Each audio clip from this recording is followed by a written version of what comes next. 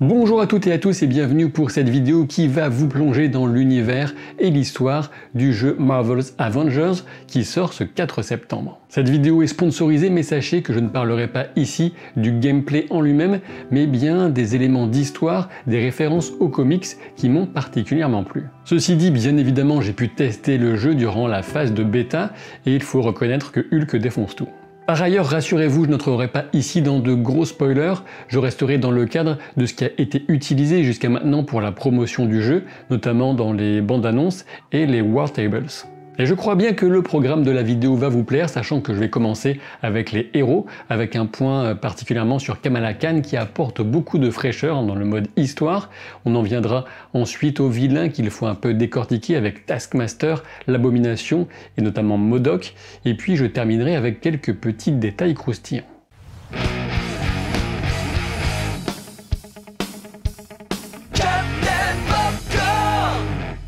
Les principaux héros du jeu de base sont Tony Stark alias Iron Man, Bruce Banner alias le gros balèze vert, ou même gris d'ailleurs, Natasha Romanoff alias la veuve noire, Kamala Khan alias Miss Marvel, et Thor alias le roi du tonnerre, à moins que ce soit le dieu du tonnerre, je sais plus. Vous pouvez aussi l'appeler Dr Blake, puisque ce skin est accessible en jeu. Dans le jeu, tout commence avec une tragédie qui aura pour nom ensuite le A-Day avec un A comme Avengers.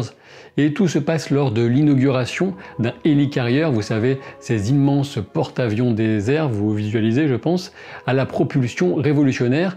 Mais voilà, un acte de sabotage va aboutir au crash de cet immense appareil dans la baie de San Francisco, ce qui aboutit à de très nombreuses morts, dont celle de Steve Rogers, alias Captain America. Comme vous l'aurez sans doute déjà deviné, du fait du nom qu'on donne à ce jour malheureusement mémorable dans le mauvais sens du terme, eh bien on impute sa responsabilité aux Avengers, ce qui va causer de fortes tensions entre eux et mener à la scission du groupe. Alors on peut jouer ce fameux A-Day, cette tragédie qui mène à la mort notamment de Steve Rogers, mais ensuite le mode histoire reprend 5 ans plus tard.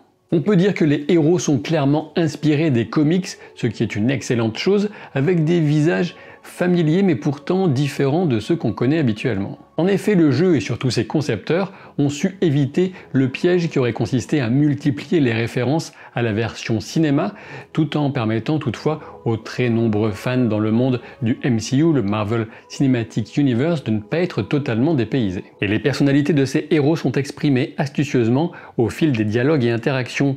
Bruce Banner, par exemple, reste ce scientifique de génie, aussi gentil qu'un peu bizarre, mais toujours rongé par la culpabilité. Ce casting initial permet d'accéder à tout un éventail de capacités et de pouvoirs, ce qui offre un gameplay varié. On a de nombreuses options de customisation, aussi bien sur les arbres de talent que sur les costumes iconiques de ces personnages de légende, ce qui permet à chacun de composer sa propre équipe totalement unique. Je dois dire que j'aime beaucoup l'idée de choisir Kamala Khan comme point de vue central et comme point d'entrée dans le mode histoire. Elle est une super fan des Avengers, comme la plupart des joueurs. En plus de ça, elle a des tonnes de références de pop culture et s'y connaît pas mal en bidouille informatique. Kamala est très excitée de rencontrer ses idoles, mais elle ne se résume pas à cet aspect, puisqu'elle se retrouve déchirée entre la découverte de nouveaux pouvoirs et l'envie bien compréhensible de se sentir normale.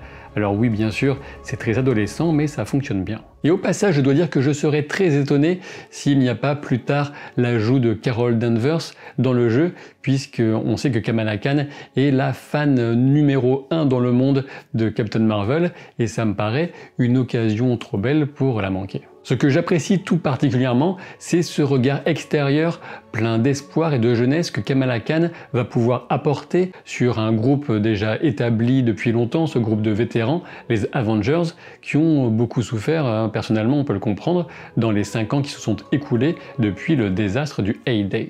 Et c'est donc en tant que fangirl, mais surtout en tant que jeune femme intelligente, qu'elle saura peut-être faire ressortir le meilleur de ce groupe de vieux de la vieille, les Vengeurs, les Avengers, sachant qu'elle les voit comme un symbole d'espoir non seulement pour elle-même, mais aussi pour l'ensemble de l'humanité. Et puis il faut bien dire que les pouvoirs de Kamala Khan en jeu sont super sympas, mais ce n'est pas le sujet de la vidéo. En termes d'histoire, le choix de Kamala Khan est également très intéressant puisque ses propres pouvoirs sont révélés par le brouillard terrigène et il est possible que vous ayez déjà entendu parler des cristaux terrigènes, que ce soit en lisant les comics ou en regardant la série Agents of S.H.I.E.L.D.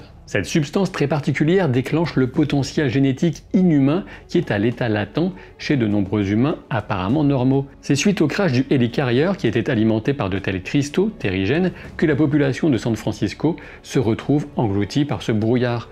De nombreux pouvoirs et mutations en émergent, à commencer par ceux de Kamala. Il faut bien reconnaître également que ce choix de Kamala Khan est intelligent puisqu'on sait qu'une série Disney+ centrée sur cette héroïne est en cours de développement. Si vous ne le saviez pas encore, il a été révélé que Clint Barton, alias Œil de Faucon, sera bientôt jouable, le premier d'une série de super-héros de légende qui enrichiront le jeu au fur et à mesure. Enfin, pour ce qui est des héros, on peut se demander si Steve Rogers est véritablement mort. Comme vous le savez, la mort c'est un état très relatif, souvent transitoire dans les comics, et ce ne serait pas très étonnant de recroiser la route de Captain America plus tard dans le jeu. Alors c'est une véritable théorie, je n'ai pas la réponse à cette question, mais si on le recroise, peut-être que ce serait d'abord sous la forme d'une arme humaine contrôlée par l'AIM, on verra bien. On le sait, il n'y aurait aucune véritable histoire héroïque possible sans des méchants retors à la hauteur des méchants intéressants, et ils le sont tout ça et bien plus encore, ceux de Marvel's Avengers. Dans l'introduction du jeu pendant le fameux A-Day, la première rencontre de boss se fait contre Taskmaster. Alors c'est vrai, on aurait déjà dû le voir dans le film Black Widow, mais bon voilà, merci 2020. Du coup, pour la plupart des joueurs, qui ne sont pas forcément des lecteurs de comics, ce sera potentiellement leur première expérience de ce vilain. Taskmaster, ou le maître des corvées en version française, est capable de parfaitement reproduire des manœuvres, des techniques qu'il a pu observer. Par ailleurs, Taskmaster est un mercenaire de haut vol, il va donc monnayer ses capacités précieuses au plus offrant, et cela vient faire planer un sérieux doute sur cette histoire officielle d'accident autour du crash du Helicarrier durant le A-Day.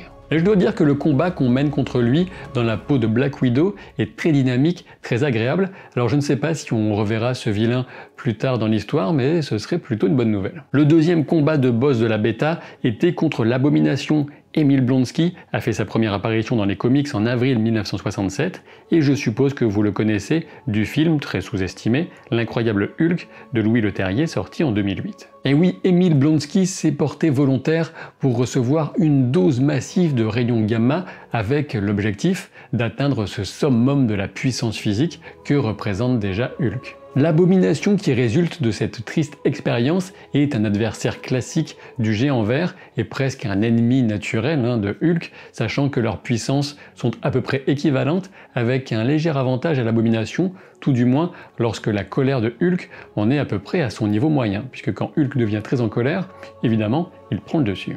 Venons-en maintenant au principal antagoniste de Marvel's Avengers, qui est la tête pensante, le cofondateur et la figure publique de l'AIM, George Tarleton. Parlons d'abord de l'AIM, acronyme pour Advanced ID Mechanics, en VO. Dans les comics, l'AIM est apparue pour la première fois en juillet 1966. Cette organisation dérive de la fameuse Hydra. Son objectif consiste tout simplement à contrôler le monde en passant par la technologie et tous les types de pratiques criminelles qui peuvent en découler. Alors soyez prêts à combattre des machines, des intelligences artificielles, des exosquelettes et à vous confronter à des rayons de la mort et j'en passe. Mais revenons plutôt à ce cher monsieur Tarleton. Il est intéressant de noter que dans les comics, il était un simple employé parmi tant d'autres de l'AIM et il a été désigné comme cobaye d'une expérience sur l'évolution humaine qui avait pour but de faire de lui un ordinateur humain. Et je suppose que vous avez déjà deviné, oui, l'expérience a mal tourné et ce monsieur Tarleton a complètement perdu les pédales alors que son esprit, sa puissance psychique devenait d'une puissance terrifiante, bien trop pour la santé mentale d'un simple être humain normal.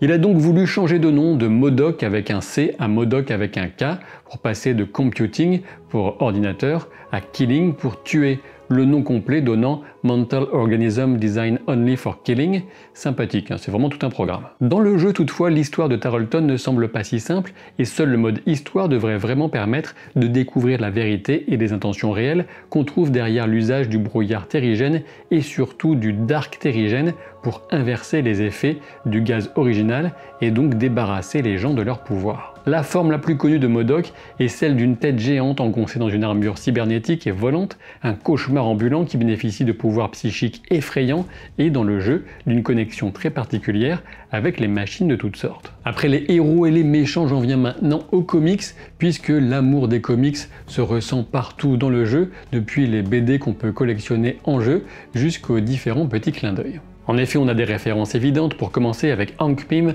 Maria Hill ou Nick Fury, mais on retrouve aussi des personnages moins connus comme Dum Dum Dugan, ou même encore plus spécifiques avec Sidney Levine, un vendeur de factions pour récupérer du bon matos. Pour la petite histoire, sachez que dans les comics, Sidney Levine était un spécialiste des effets spéciaux à Hollywood avant de devenir un scientifique travaillant pour le Shield. Oui, c'est la magie des comics, on passe de Hollywood au Shield.